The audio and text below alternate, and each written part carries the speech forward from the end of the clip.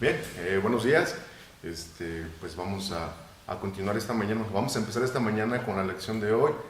En lo que hemos estudiado, nuevamente, gracias a Dios estoy aquí nuevamente. Y vamos a abrir nuestras Biblias en Primera de Juan, que es lo que hemos estado estudiando. Primera de Juan, capítulo 3. Si recuerdan, la semana pasada nos quedamos, lo último que estudiamos fue el versículo 3.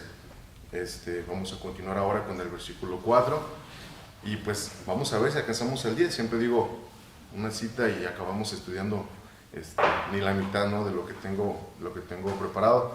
Pero pues bueno, vamos a abrir nuestras Biblias donde les comenté, Primera de Juan, capítulo 3, verso 4 al versículo 10. Lo voy a leer y después de esto voy a hacer una oración. Dice la palabra de Dios: todo aquel que comete pecado infringe también la ley, pues el pecado es infracción de la ley. Y sabéis que Él apareció para quitar nuestros pecados y no hay pecado en Él. Todo aquel que permanece en Él no peca. Todo aquel que peca no le ha visto ni le ha conocido. Hijitos, nadie os engañe. El que hace justicia es justo como Él es justo. El que practica el pecado es el diablo, porque el diablo peca desde el principio. Para esto apareció el Hijo de Dios, para deshacer las obras del diablo.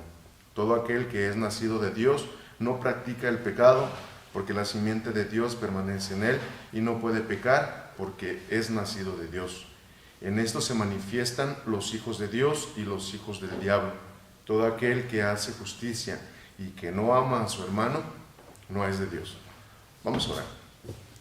Padre nuestro que estás en los cielos, santificado sea tu nombre, Señor. Te agradecemos, Señor, por la vida que nos da, Señor, a pesar de las circunstancias, Señor, las contrariedades que hay en la vida, en la salud, Señor, en el ambiente. Gracias a ti, pues nos mantenemos con bien, nos mantenemos con salud. Y te pedimos por los que no la tienen, Señor, que tú permitas que por tu voluntad pueda llegar a ellos también la salud y también puedan tener la paz que solamente tú les das. En esta mañana te pedimos especialmente por esta lección, Señor. Tú nos hablas de muchas formas, de muchas maneras, Señor, y te pedimos que me ayudes, Señor, me uses para poder expresarlo de la manera que tú quieres, y de igual manera, Señor, que no diga algo que no deba decir. Gracias por lo que nos das, en el nombre de Cristo Jesús. Amén. Bien, pues, recordando lo que hemos estado viendo acerca de estas epístolas de Juan, la primera epístola, pues hemos aprendido muchas cosas, ¿no? Particularmente, pues a mí me ha enseñado muchas cosas y pues también me ha tocado que me dé duro, ¿no? Ahora sí que, pues a lo que hemos estado estudiando a lo largo de la lección que me ha tocado exponer, que es esta primera de Juan, pues recordando un poco, pues vamos a notar o recordar que está dirigida directamente al creyente, ¿no? Pues si recordamos un poco los estudios anteriores, pues vimos que el origen, qué fue lo que motivó a Juan para escribir esta carta, pues era que estaban mezclándose falsas doctrinas en las iglesias, ¿no?, que se encontraban en aquel entonces en Asia Menor, lo que actualmente es Turquía. Pero bueno, él se dio cuenta de que estaban entrando falsos maestros, con ellos falsas doctrinas. Algunas personas también se estaban desviando de lo que era la sana doctrina. Y pues a estas personas, tanto que traían la falsa doctrina, como que se ponían a otras personas en lugar de Dios, o desviaban lo que era la sana doctrina, pues vemos en otras partes anteriores que le llamó el anticristo, ¿no? Que vimos el significado que también quería decir alguien que se pone en lugar de o en contra de, o también alguien que pone a alguien en un lugar que no es, que es el de Cristo. Bueno, y pues aquí también recordemos que anteriormente vimos que Juan era conocido como el discípulo del amor, pero Jesús también le dio otro título, ¿no? Sabemos que le llamó el hijo del trueno. Él era muy cariñoso, ¿no?, en su manera de expresarse, pero por otra parte era muy directo en sus temas que impartía, la forma de hablar a los creyentes. Él era muy directo y a veces pues también muy fuerte. Ahora sí que pues lo que se ocupaba, ¿no?, es lo que él usaba. Bueno, recordemos también que las divisiones en cuanto a este libro, si recuerdan, este libro está dividido en 3 partes, que es luz, amor y vida. El primer y el segundo capítulo, pues vimos anteriormente acerca de la luz, ¿no?, experimentando la luz de Dios. Del 3 al 4 habla del amor, que es en el capítulo que estamos ahora, y el capítulo 5 pues estaremos hablando de la vida. Y como les mencioné ahorita, pues esta vez ya entramos semanas atrás con este tema hablando del amor. Ahora, en lo que hemos visto anteriormente, pues en las lecciones anteriores, pues vemos que también esta primera epístola de Juan, es el libro de las evidencias. Evidencias, ¿por qué? Si recuerdan, anteriormente pues vimos algunas frases que decía, si dices que eres, pues entonces reflejas esto, ¿no? Si decimos que tenemos comunión, entonces debes de manifestar también esto otro. Es por eso que también lo podemos ver como esta parte de las evidencias. Y en resumidas cuentas, a lo que vimos anteriormente, para no extenderme tanto en el resumen, pues ahora sí que si decimos que somos cristianos, confiesas tu pecado, obedeces, creces, amas a todos, pero odias el pecado y permaneces. Es una de las palabras también que notamos, hicimos notoria muchas veces y que Juan lo sigue remarcando. Vamos a ver también en ese pasaje que vamos a estudiar, que nuevamente aparece esta palabra de permanecer. Ay, ya me has acostumbrado a estar aquí, y eso que no hay gente. Bueno, pues así se ve cuando experimentamos la luz de Dios, ¿no? Vemos que pues todas las cosas que hemos visto anteriormente, pues poniéndolas a la luz, pues así es lo que decimos ser. Eso lo vimos en el capítulo 1 y el capítulo 2. Bueno, pues lo que digo que soy, haciendo referencia a lo anterior, es lo que tenemos que evidenciar. Pues si digo que soy un cristiano, pues eso mismo debemos demostrar.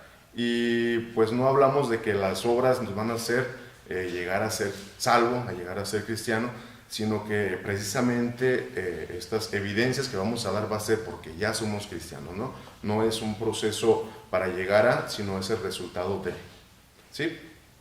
Ahora, esas acciones demuestran pues que andan la verdad. Las acciones las evidencias que demos van a demostrar que estamos en la verdad.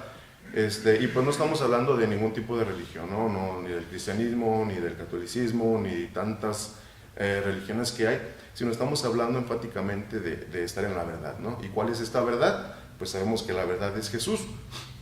Lo hemos visto y todos lo sabemos en Juan 14:6, cuando dice: yo soy el camino, la verdad y la vida. Dice: y nadie viene al Padre si no es por mí. Ahora, en cuanto a estudio que vamos a continuar en el capítulo 3, pues a lo mejor podríamos notar cierta contrariedad, ¿no? Por las divisiones, en cuanto a que estamos hablando del amor. Entonces vamos en esta parte que ya está hablando del pecado, pero pues vamos a verlo así, ¿no? Como respondiendo nosotros a lo que es el amor de Dios, hablando de nuestras acciones. Si recordamos el verso 1 del capítulo 3, nos dice: mirad cuál amor nos ha dado el Padre para que seamos llamados hijos de Dios. Recordándola cuando iniciamos con esta sección.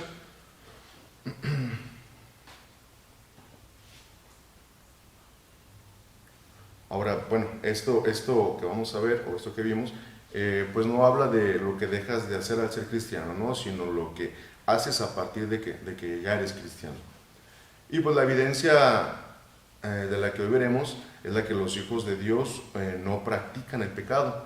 No que no caigan en pecado, hay que poner mucha atención en eso, ¿no? Porque hay quienes creen que al pecar pues ya perdieron la salvación, ¿no? Y sabemos pues que la salvación no se pierde. Juan lo dijo anteriormente, que pues no estamos exentos a caer en pecado. De hecho, vamos a ver en el capítulo 2. En el capítulo 2, el verso 1 dice: hijitos, estas cosas escribo para que no pequéis. ¿Qué dice después? Pero si alguno hubiere pecado, abogado tenemos para con el Padre, a Jesucristo el justo. Entonces, ojo con eso, no estamos hablando de que el cristiano no peca, más bien pues no peca deliberadamente, no es alguien que vive en pecado, porque pues Juan estaba consciente y Dios sabe pues que estamos en esta vida carnal, terrenal, llena de tentaciones, pero pues es el poder que Él nos da, ¿no? Del hecho de decir no. Tenemos ese esa facilidad, bueno, no es tan fácil de hecho, tenemos esa capacidad, vaya, era la palabra, esa capacidad. Y si vemos más adelante, el versículo 9 del capítulo 3, dice, todo aquel que es nacido de Dios no practica el pecado. Aquí habla de practicar, no dice no comete, dice no practica pecado, porque la simiente de Dios permanece en él y no puede pecar porque es nacido de Dios. Igual tuve que adelantarme un poquito para complementar el comentario.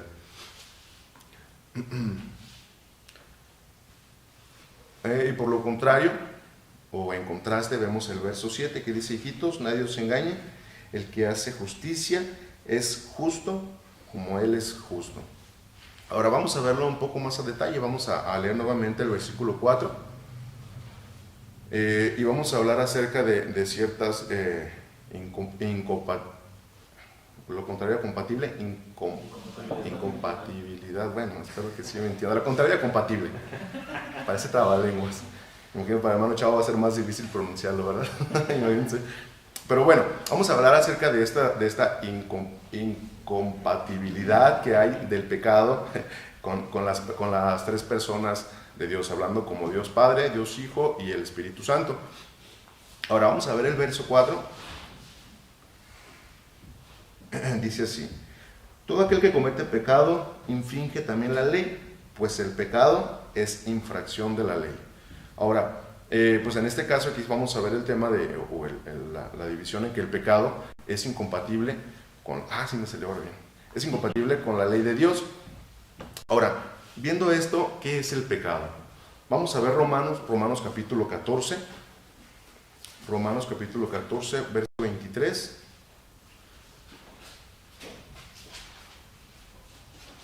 Bueno, la segunda parte dice, todo lo que no proviene de la fe es pecado. Por otra parte, Proverbios, no puse los versículos, pero aquí puse lo que decía, dice, el pensamiento del necio es pecado. Santiago 4:17 dice, el que sabe hacer lo bueno y no lo hace, le es pecado. Si recuerda, anteriormente también vimos que no solamente el no hacer lo malo es pecado, sino también el saber hacer lo bueno. El saber hacer lo bueno y no hacerlo también es pecado, o sea, también pues son dos formas de verlo de esta manera. Entonces, pues sabemos todos que el hecho de tener el conocimiento trae responsabilidad. Entonces, el hecho de saber lo que está mal y saber lo que está bien también y no hacerlo, pues aquí nos explica la Biblia que también es pecado.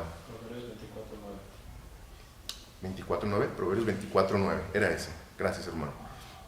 Ahora, hay dos definiciones muy importantes en la Biblia y que son muy notorias hablando acerca del pecado. Una de ellas es amartía y adikia.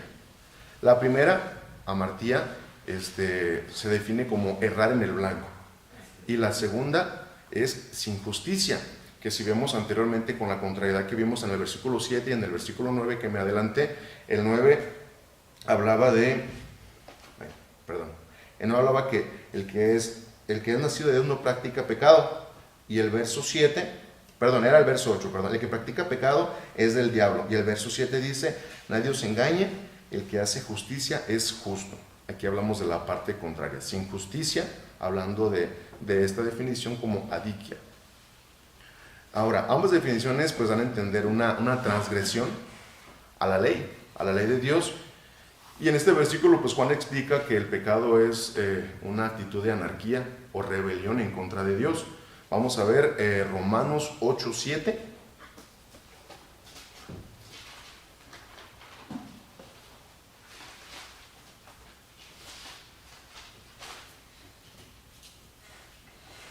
Dice, por cuanto los designios de la carne son enemistad contra Dios, porque no se sujetan a la ley de Dios, ni tampoco pueden. Vamos a complementarlo con Colosenses 1:21, espero que diga eso. Colosenses 1:21 dice, y vosotros también que erais en otro tiempo extraños y enemigos de vuestra mente, haciendo malas obras, ahora os ha reconciliado. Ahora, pues no podemos estar viviendo una vida nada más para nosotros mismos, ¿no? Y creer que veremos a Dios después de esto. No podemos tener una vida impura y creer que agradamos a Dios. Si vivimos bajo de nuestros deseos, nuestras tentaciones, nuestros deleites, nuestra humanidad, pues a final de cuentas el blanco ya no va a ser Dios. Estamos hablando aquí que ya nuestro enfoque va a ser para nosotros y pues por obvias razones vamos a estar errando en el blanco, ¿no? Y para empezar, pues el enfoque ya no va a ser Dios, sino nuestros deleites. Ahora aquí vemos que al pecar no solo estamos errando en el blanco, sino también estamos infringiendo la ley. Y ahora, ¿qué es infringir la ley? Es afrentar directamente a Dios, ¿no? El ponernos ahora sí que cara a cara con Él y decirle, no, pues yo voy a hacer lo que yo quiero, no me importa tu ley. Y pues es lo que pasa si nos vamos a la ley, ¿cómo se dice? La ley de la calle, la ley de la vida actual, ¿sí? ¿Puedo decirlo así? No sé, en vialidad, ¿no? Cometemos alguna infracción, pues ahora sí que agarramos un vehículo, me han contado, no todos, a exceso de velocidad, estamos infringiendo la ley. Entonces, deliberadamente estamos viendo el letrero tal vez de que máximo a tal velocidad y pues es algo similar, ¿no? Cara a cara estamos diciéndole a Dios, bueno, la velocidad que tú me pones no es la que yo quiero, yo voy a correr a mi velocidad. Entonces es una de las formas de infringir la ley, ¿no? Si lo vemos de una manera más práctica. Ahora, nosotros tenemos también la libertad y como veíamos al principio, la capacidad de elegir obedecer o no obedecer. Y pues sabemos que Dios nos dio esa libertad, ¿no? Un predicador daba el ejemplo, ¿no? Tal vez de los monitos de Lego, de que pues nada más tienen la capacidad de mover su mano, su brazo completo, pero no lo doblan, y pues uno lo mueve a su antojo. Dios nos dio la libertad, a lo contrario, de pues tener un movimiento completo y la capacidad de escoger también si lo obedecemos a Él o no, a pesar de que Él es el que nos da la vida. Ahora, desde el principio, Él nos dio la oportunidad de elegir. De hecho, si recordamos, o nos vamos así rápidamente, hablando acerca del huerto del Edén, pues ¿cuál fue el mandato, ¿no? Le dijo Dios, de todo árbol podrás comer, pero del árbol de la ciencia del bien y del mal no comerás. ¿Qué dice? Porque morirás. O sea, habla de que se romperá la relación de la persona o de la humanidad con Dios. Ahora tú eliges, ¿estás a favor de la ley de Dios o de los mandatos de Dios o estás en contra? No puedes estar a medias sí, a medias no, como lo vimos anteriormente, y pues también lo hemos visto en Apocalipsis, ¿no? Cuando dice que ojalá fueses frío o caliente, mas cuando fuiste tibio, pues te vomitaré de mi boca, ¿no? Entonces no podemos ser hijos haciendo referencia a lo que hemos visto, ser hijos de luz y a la vez estar en tinieblas. O sea, ¿estás o no estás? Y pues Dios nos da esa libertad de elegir, ¿no? Bueno, ya vimos lo que es el pecado. Ahora pues nos preguntaremos, ¿qué representa la ley? ¿Qué es la ley, no? Pues la ley está representando el carácter moral de Dios. Él te dice la ley te dice lo que es bueno y lo que no lo es. Y pues la ley es un regalo que nos da Dios también para ver mi condición, ¿no? Lo vimos anteriormente de que pues es como un espejo donde vemos nuestra suciedad. Si no tuviéramos la ley, si no tuviéramos este espejo, no sabríamos si estamos bien, si estamos mal, como el tiempo del Antiguo Testamento, antes de que estuviera la ley, pues la gente no sabía exactamente lo que era bueno, lo que era malo, hasta que se estableció la ley. Ay, como que estoy soltando el aire de la moto, yo creo. Bueno, pero bueno, así como vemos que la ley es un regalo que Dios nos da para ver nuestra condición, y como les comentaba, es un espejo para ver en qué estamos bien, en qué estamos mal, pues al mismo tiempo sabemos que la ley no nos alcanza para ser salvos. Y asimismo, la misma ley nos muestra que necesitamos a un Salvador. ¿Y quién es este Salvador? Pues es Cristo Jesús, ¿no? Por más que intentemos cumplir la ley, por más que intentamos cumplir los mandatos, pues por nuestros propios esfuerzos jamás vamos a poder llegar a ser salvos. Mi moralidad no me alcanza. La vida que yo trate de hacer, por muy bien que parezca, por muy buenas personas que hemos visto tal vez en la historia, de gente que hizo muy bien muchas cosas buenas por la humanidad, eso no le alcanza para alcanzar a ser salvos. Y pues es por esto que ocupamos todos un Salvador. Y pues como les comenté, la misma ley nos muestra que ocupamos de este Salvador. Ahora, viendo el verso 5 y 8, perdón, del 5 al 8, Aquí vamos a hablar acerca de que el pecado es incompatible con la obra de Cristo. Hace un momento, bueno, en el primer tema nos vimos que el pecado es incompatible con la ley de Dios. Ahora vamos a ver que el pecado es incompatible con la obra de Cristo. Vamos a ver el verso 5, del verso 5 al verso 8. Acá está. Dice, y sabéis, sí, ¿verdad? Vamos para acá. 5 al 8. Y sabéis que Él apareció para quitar nuestros pecados. ¿Quién? Pues Jesús. Y no hay pecado en Él. Todo aquel que permanece en Él no peca. Todo aquel que peca no le ha visto ni le ha conocido. Hijitos, nadie os engañe. El que hace justicia es justo, como Él es justo. Y el que practica el pecado es del diablo, porque el diablo peca desde el principio. Para esto apareció el Hijo de Dios, para deshacer las obras del diablo. Ahora, Jesús vino a este mundo con un objetivo principal, que era pues quitar nuestros pecados. Dios hizo justicia demostrando su amor y enviando a su Hijo unigénito. Ahora, podría preguntarle a usted, ¿usted haría eso con su hijo? ¿Usted daría a su hijo por los criminales, por los pecadores? Oyéndonos a lo mejor un poco a la situación actual, y lo comenté una vez, ¿usted daría a su hijo para eliminar este virus que hay? A pesar de que, sabiendo que su hijo es el único que a lo mejor tiene la sangre, ¿no?, el antídoto, yo pienso que pues no lo haría. Bueno, al menos yo no lo haría. No sé usted, pero pues sería una decisión muy, muy, muy difícil que no creo que alguien tomaría. Y Dios hizo justicia, demostró su amor y al mismo tiempo hizo justicia entregando a su Hijo para perdón de pecados de nosotros. Bueno, pues vemos que Él hizo justicia y también hizo un verdadero acto de amor, algo que jamás nadie pudo hacer ni nadie más hará. Ahora, cuando pecamos, no estamos dándole el valor a la obra que hizo Cristo por nosotros. Pues muchas veces, tal vez esperamos los tiempos navideños, ¿no?, o la Semana Santa para reflexionar en cuanto a la obra que hizo Dios al enviar a su Hijo por nosotros. Y pues a lo mejor vemos las películas de la Pasión de Cristo y a lo mejor hacemos conciencia, pero pues no se trata solamente de esperar a esas épocas del año para darle importancia a lo que fue el sacrificio que hizo Cristo por nosotros, y mandar a su Hijo para nosotros. Es algo que tenemos que tener muy presente. Y hablando acerca de demostrar el amor de Dios, el amor a Dios o corresponder al amor de Dios, es eso, darle el valor a lo que hizo Cristo por nosotros, que fue morir para limpiar nuestros pecados.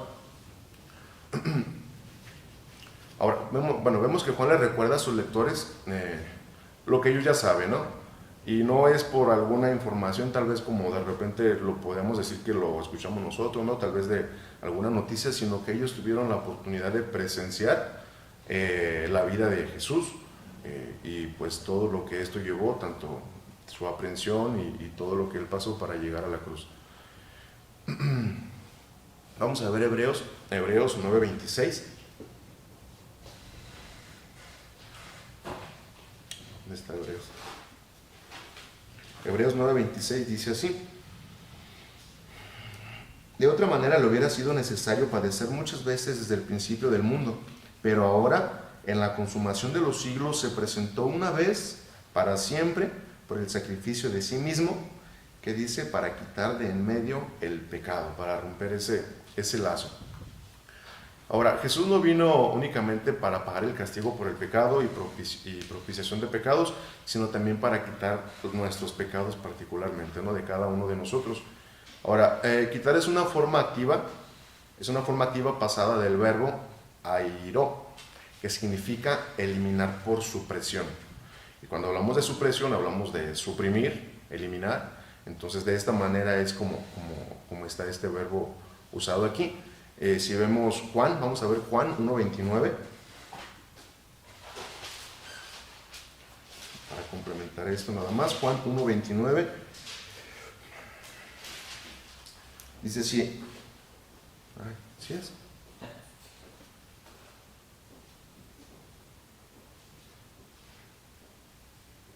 Sí. Dice, el siguiente día vio Juan a Jesús que venía a él y le dijo, he aquí el Cordero de Dios, que dice, que quita el pecado del mundo. Y vamos a ver también Colosenses 2:13 y 14.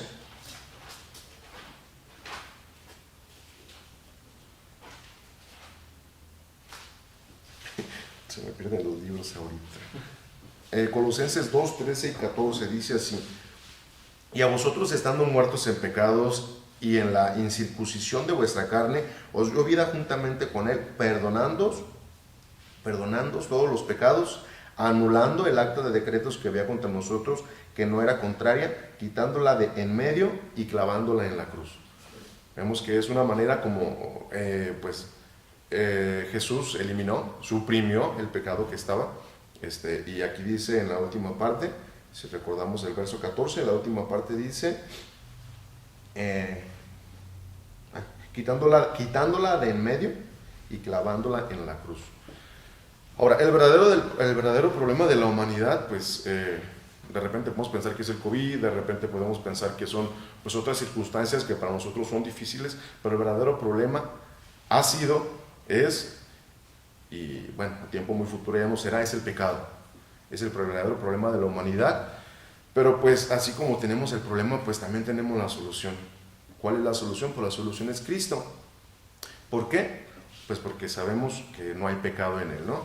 El verso 5 lo dice: y sabéis que él apareció para quitar nuestros pecados, y dice, y no hay pecado en él.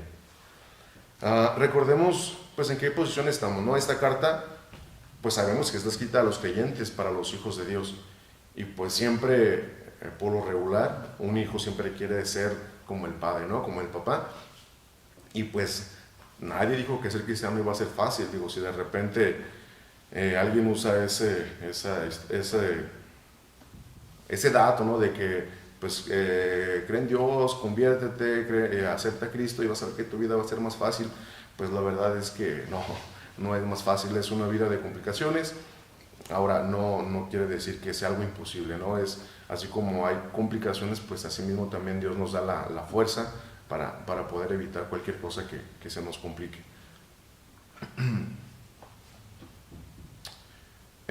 Bueno, la verdad de que Cristo vino para destruir el pecado no es solo una esperanza futura, sino también es una realidad actual.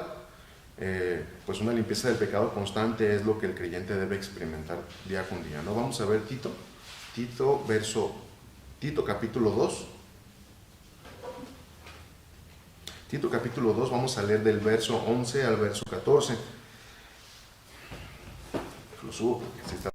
14 dice: porque la gracia de Dios se ha manifestado para salvación a todos los hombres, enseñándonos que, renunciando a la impiedad y a los deseos mundanos, vivamos en este siglo sobria, justa y piadosamente, aguardando la esperanza bienaventurada y la manifestación gloriosa de nuestro gran Dios y Salvador Jesucristo, quien se dio a sí mismo por nosotros para redimirnos de toda iniquidad y purificar para sí un pueblo propio, celoso de buenas obras. Bueno, aquí vemos esta parte pues donde nos explica también que tenemos que tener o estar experimentando esa limpieza constante, ¿no? Pues sabemos que la vida cristiana es un proceso. Si recordamos lo que mencionó ahorita acerca de las evidencias que vimos en los 2 capítulos anteriores, pues es un proceso, ¿no? Es el hecho frases que usó anteriormente Juan, hablando, si decimos que esto, si decimos que lo otro, pues hay que manifestar esas obras, manifestar quiénes somos, o más bien que nuestras obras manifiesten lo que decimos que somos. Y lo vimos anteriormente también, ¿no? De que hay ciertos niveles de madurez espiritual, y pues no de recién convertidos vamos a tener todo el conocimiento como a lo mejor un pastor, como algún maestro. Pues es un proceso, y pues ese proceso también de madurez, pues las circunstancias de la vida, las circunstancias de las situaciones que Dios nos ponga enfrente, pues va a ser lo que nos va a llegar también a una madurez, ¿no? A una madurez espiritual. Vamos a ver el verso 6. El verso 6, se me perdió. Verso 6 dice: todo aquel que permanece en él no peca. Todo aquel que peca no le ha visto ni le ha conocido. Ahora, si vemos la primera frase que hemos nombrado mucho, y aquí la vuelvo a recalcar, es permanecer. Dice: todo aquel que permanece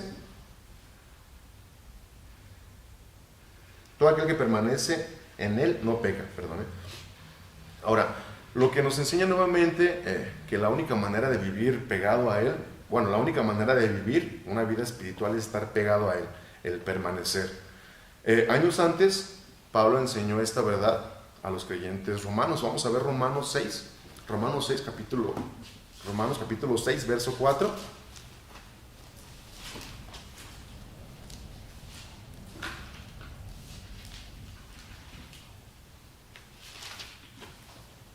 Dice, porque somos sepultados juntamente con Él para muerte por el bautismo, a fin de que como Cristo resucitó de los muertos por la gloria del Padre, así también nosotros andemos en vida nueva, porque si fuimos plantados juntamente con Él en la semejanza de su muerte, así también lo seremos en la de su resurrección, sabiendo esto, que nuestro viejo hombre fue crucificado juntamente con Él para que el cuerpo del pecado sea destruido, a fin de que no sirvamos más al pecado, porque el que ha muerto ha sido justificado del pecado. Sí, hasta el verso 7. Ahora, si vemos Romanos también, el capítulo 6, el verso 17 y el verso 18,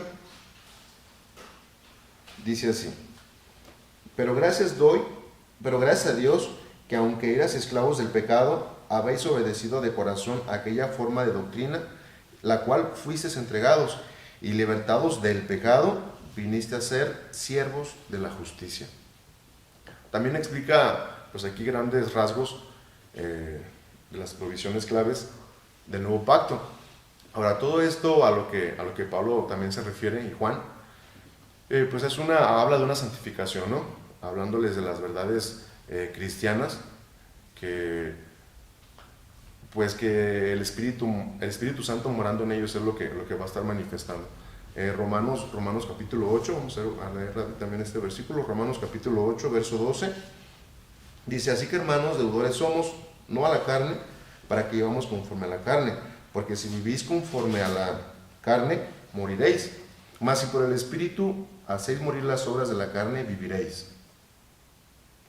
Hasta el verso 17 dice: porque todos los que son guiados por el Espíritu de Dios, estos son hijos de Dios. Pues no habéis recibido el espíritu de esclavitud para estar otra vez en temor, sino habéis recibido el espíritu de adopción, por el cual clamamos: Abba, Padre. El Espíritu mismo da testimonio a nuestro espíritu de que somos hijos de Dios. Y si hijos, también herederos, herederos de Dios y coherederos con Cristo, si es que padecemos juntamente con Él, para que juntamente con Él seamos glorificados. Entonces, vemos que pues esta es una muestra de que pues, la Biblia no se contradice. Las lecciones de Juan tienen mucha sincronía con las de Pablo, y pues el enfoque es el mismo, ¿no? Aquí estamos hablando de que pues somos herederos, habla de la adopción, cosa que también nos nombra mucho Primera de Juan, de que pues amados, dice, ahora somos hijos de Dios, y lo nombra muchas veces también, ¿no? Ahora, pues si vamos al verso 22 de este mismo capítulo, dice: porque sabemos que toda la creación gime a una. No, este es el verso 22 de Primera de Juan, perdón, Primera de Juan 3:22 dice: cualquier cosa que pidiéramos la recibiremos de Él, porque guardamos sus mandamientos y hacemos las cosas que son agradables delante de Él. Ahora, habla de obedecer, y obedecer porque le amamos. Pues todo se desprende de amor, ¿no? Amor de padre hacia hijo, y pues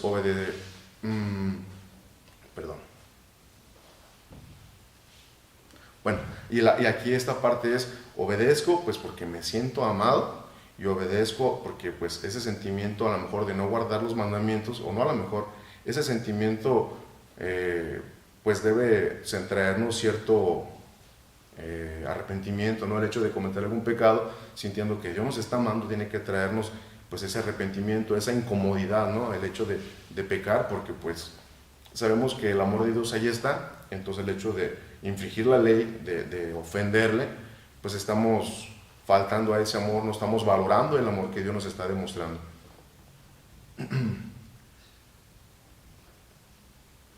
Y pues también sabemos que guardar los preceptos debe ser algo que tiene que ser de forma natural, ¿no? Si es que verdaderamente somos salvos, y no debe ser una obligación, no debe de ser una carga, sino pues como vimos al principio, es corresponder precisamente al amor que Dios nos da, o que Dios nos está demostrando. Ahora, el decidir amar o el decidir pecar, pues sabemos que es un tema del corazón, no es un tema de voluntad, de mi voluntad. Yo decido amar, yo decido no amar, yo decido obedecer o no. Y pues sabemos que aquí está involucrado el corazón. Pero pues cuando imponemos nuestra voluntad a la voluntad de Dios, estamos hablando de una rebeldía. Y esta rebeldía pues es causada por mi incredulidad. Ahora, yo no creo, podemos pensar, yo no creo, podemos decirle a Dios, yo no creo lo que tú me dices de ti, ni lo que puedes hacer en mí. Entonces, esta incredulidad pues nos lleva a una rebeldía, y la rebeldía nos lleva a pecar. Si vemos, es una cadenita que, pues a final de cuentas, estamos mostrando que de verdad no somos hijos de Dios, o que pues podemos a lo mejor haber escuchado, pensar que hicimos una profesión de fe, pero pues si vemos que nuestras acciones no son las que nos está diciendo este libro de evidencias y otras tantas más doctrinas que hemos estudiado, pues ahí es cuestión de analizarlo, ¿no? Pues como vimos, el pecado es una infracción de la ley, el pecado es causa de la rebeldía, y la rebeldía viene pues por una incredulidad. Entonces aquí debemos de pensar qué es lo que nos está llevando a pecar, ¿no? Estamos confrontando directamente a Dios con que, bueno, pues yo voy a hacer lo que yo quiero, a pesar de que tú me dices esto que está mal, pues yo lo voy a hacer. Entonces ahí estamos confrontándolo, estamos infringiendo la ley de Dios. Entonces ahí estamos mostrando o dando una muestra de incredulidad. Si vemos el verso 19, si vemos Juan capítulo 3, verso 19,